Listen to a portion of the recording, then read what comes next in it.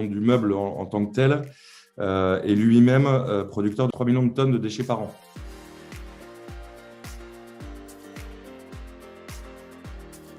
Hello à tous, bonjour Thibaut, on est ravis de t'accueillir sur ce nouveau talk. Donc on va parler aujourd'hui occasion, on va parler recyclage et on va parler seconde vie de la matière parce que tu vas nous parler de Furniture for Good.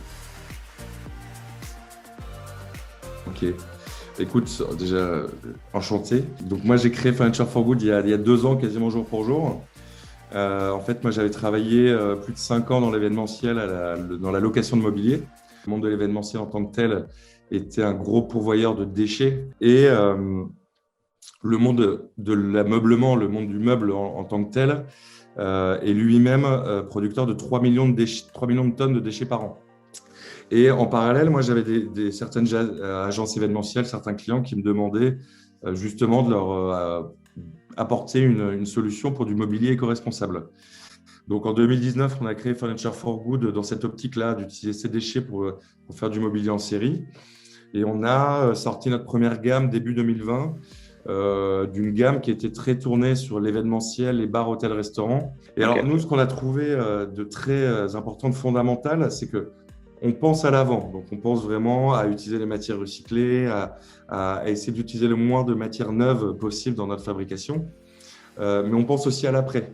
Nous, l'important, c'était justement d'éviter ces 3 millions de tonnes de déchets par an et de se dire que nos chaises, une fois en fin de vie, peuvent être recyclées quasiment à 100%.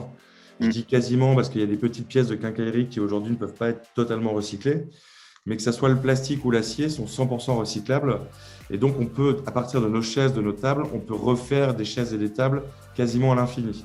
C'est ce qu'on appelle un peu dans le jargon éco-responsable le cradle to cradle, du berceau au berceau, pour vraiment éviter que nous, les meubles neufs qu'on produit, se retrouvent dans 2, 3, 4, 5 ans dans les poubelles, comme peuvent l'être les mobiliers classiques.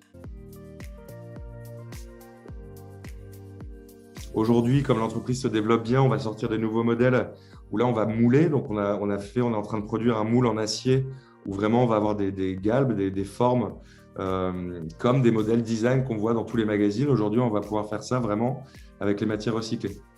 Et au final, le process, là où on se démarque de certains prestataires, c'est qu'aujourd'hui, entre la poubelle jaune où on récupère nos matières premières et le client final qui va s'asseoir sur nos chaises, le nombre d'intervenants est très limité.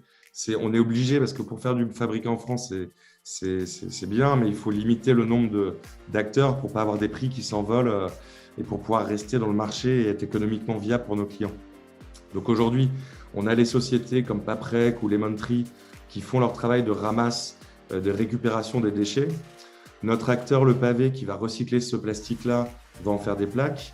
Nous-mêmes qui usinons donc ce plastique, qui le découpons et le mettons en position.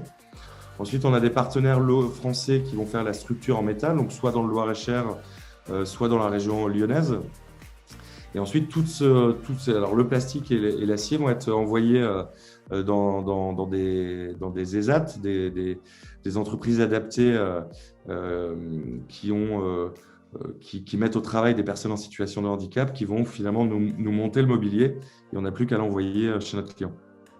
Et si on doit se quitter sur un point qui est, j'imagine, important pour toi dans les prochains mois. On a des nouveaux produits qu'on va sortir au fur et à mesure de l'année 2022. Donc, la sortie de nouveaux produits, ça demande énormément de recherche et développement, d'essais, de prototypage. Donc, c'est beaucoup de boulot, beaucoup de défis. Parce que malheureusement, les prototypes sont faits pour valider ou invalider des modèles. Hein, ça ne marche pas toujours. En parallèle, on va avoir les défis des premières grosses commandes qui sont en train d'arriver. Donc, et puis, on a une visibilité, enfin en tout cas une envie de se projeter à 2, 3, 4, 5 ans. En fait, le but ultime de notre démarche, ça serait de pouvoir internaliser l'ensemble de la production. Alors, soit internaliser nous-mêmes, soit faire des partenariats forts avec nos fournisseurs actuels pour pouvoir internaliser leur production sous forme de franchise, par exemple, mais d'avoir en 2025, c'est un peu la date qu'on s'est fixée avec mes partenaires, c'est d'avoir une chaise qui peut être produite de A à Z dans nos ateliers. Ok, c'est très clair, bravo. Écoute, merci beaucoup Thibaut. Merci à toi.